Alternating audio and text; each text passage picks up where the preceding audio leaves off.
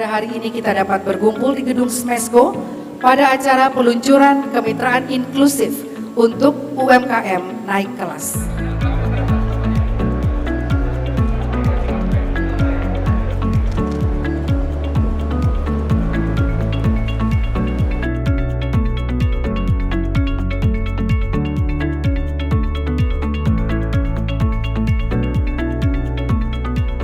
Namun Kadin percaya bahwa perusahaan atau sektor swasta maupun pemerintah berperan krusial dalam upaya untuk memperkuat UMKM.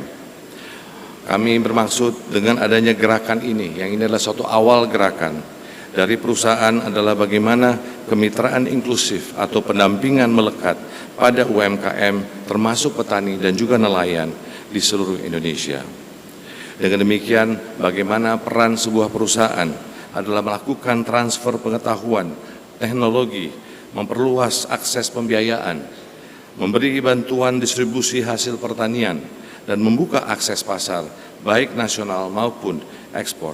Dan untuk kegiatan closed loop ini akan diberi payung Bapak Presiden, payung hukum, yaitu dalam program CSR atau bahasa Indonesianya kita sering sebut sebagai tanggung jawab sosial dan lingkungan, terutama untuk mengentaskan kemiskinan ekstrim di sekitar lokasi perusahaan.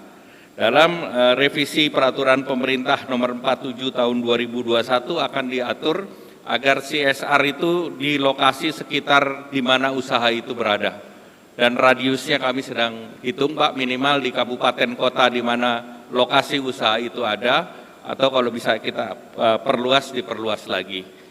Dan kemudian dengan sistem ini, model closed loop ini tentu Kadin bisa melaksanakan dengan percontohan yang ada, selalu arahan Bapak Presiden untuk direplikasi. Kita tahu sekarang ini krisis pangan, krisis energi, krisis finansial sedang terjadi. Tetapi kita alhamdulillah negara kita Indonesia di kuartal kedua tahun 2022 ini tadi sudah disampaikan oleh Pak Ketua Kadin, masih bisa tumbuh 5,44%.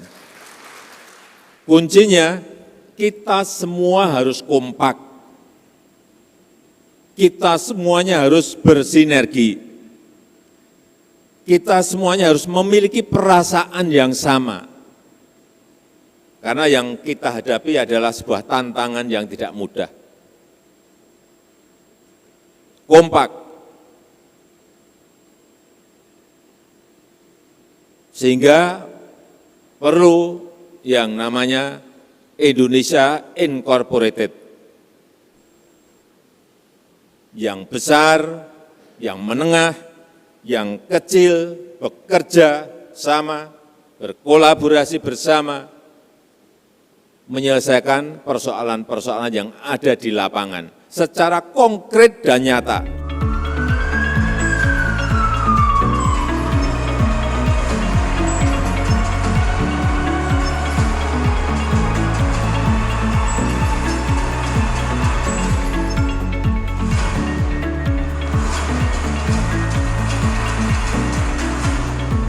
Sekarang sudah banyak kemitraan usaha terbesar dengan UMKM, di mana tengahnya itu adalah UMKM, petani, nelayan, toko-toko warung kecil, dan seterusnya.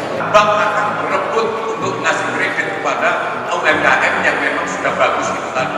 Naik ke level UMKM itu perlu waktu dan jiwa entrepreneur yang kita harus tularkan itu yang Sinarmas akan lakukan. Untuk kita training bagaimana bisa mereka market, dan memang penjualan mereka naik bisa sampai 3-5 kali lipat. Nah, selama masih belum dibina oleh Sinarmas, kami begitu biasa-biasa aja. Setelah ada binaan Sinarmas, produksi kami meningkat menjadi 7 ton per bulan, sehingga mendapat penghasilan yang lebih dari 200-an juta per bulan. Nah, yang kami pasarkan sudah nyampe ke Jambi dan ke Batam. Kita punya rencana ke ekspor ke Singapura dan Malaysia.